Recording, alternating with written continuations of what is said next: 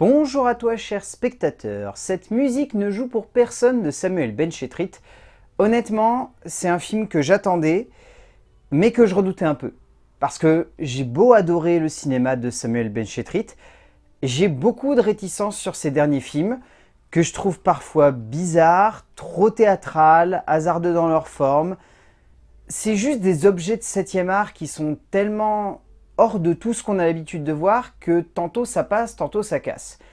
Donc celui-là, je l'attendais avec beaucoup de réserve. Le résumé pour faire simple, Jeff est un homme qui monopolise le port de sa ville avec sa bande d'amis et sa famille proche. Mais celui-ci, comme ses différents amis et proches, va commencer simplement, parce que la vie avance, à se poser des questions. Et ben honnêtement, c'est un bon petit film de la part de Samuel Benchetrit. On sent qu'il a envie de revenir dans ses premiers amours, à là j'ai toujours rêvé d'être un gangster, en multipliant les personnages, les portes d'entrée et les possibilités, tout en gardant une consistance dramatique plutôt classique.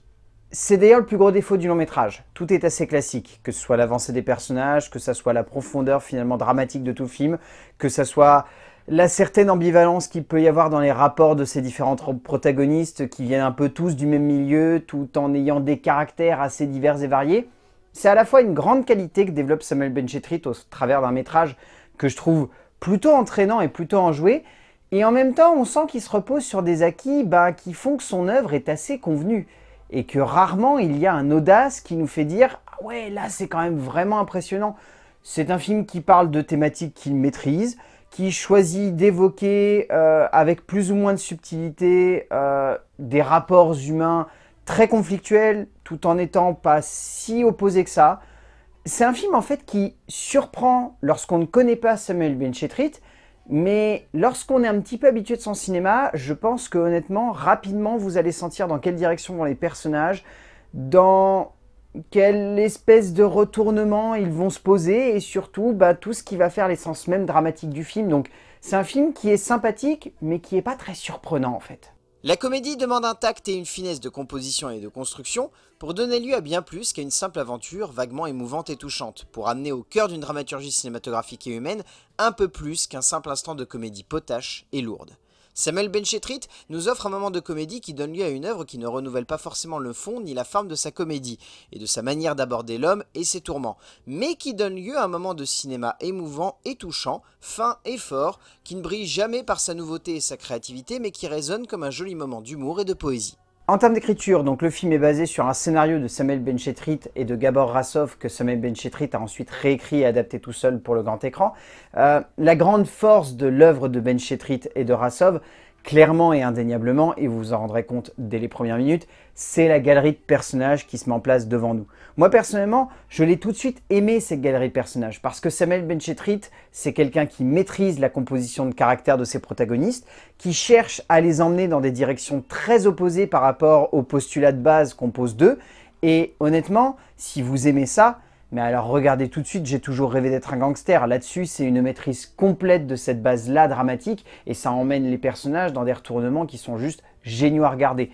On ressent également cela dans cette musique Ne joue pour personne. Dans ce sens où vraiment, on a l'impression que ces personnages sont très bien utilisés et où l'aspect comique finalement de l'entièreté du scénario domine à merveille leur entrée dans l'écran et leur parcours au sein de l'écran.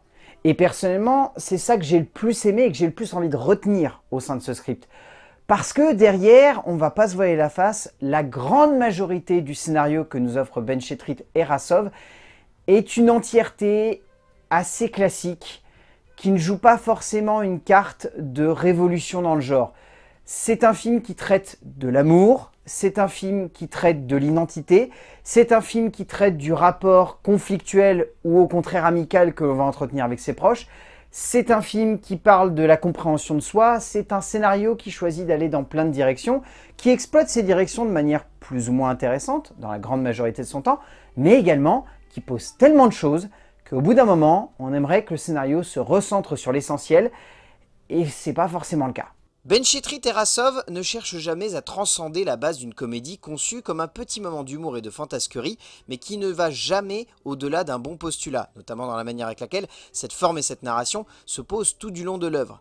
On ressent l'envie et la passion de ces deux auteurs de jouer avec les différents protagonistes, comme évoqué avant, mais on ressent également que tout cela est amené de manière assez classique et convenue, sans jamais emmener ce qu'il faut de finesse et de renouveau dans le genre, ce qui peut laisser un peu perplexe pour les spectateurs non aguerris, mais qui va un peu plus loin tout de même dans le style de Benchetrit. En termes de mise en scène, Samuel Benchetrit, son grand défaut, comme étant sa plus grande qualité, c'est de réussir à parfaitement synthétiser une situation et à faire en sorte qu'au sein d'un cadre, elle soit claire, nette et définitive pour le spectateur. Manque de peau, on va pas se voiler la face, le gros défaut que ça amène, c'est que derrière, on a un peu l'impression que l'entièreté du film est constamment dans l'idée d'être synthétique.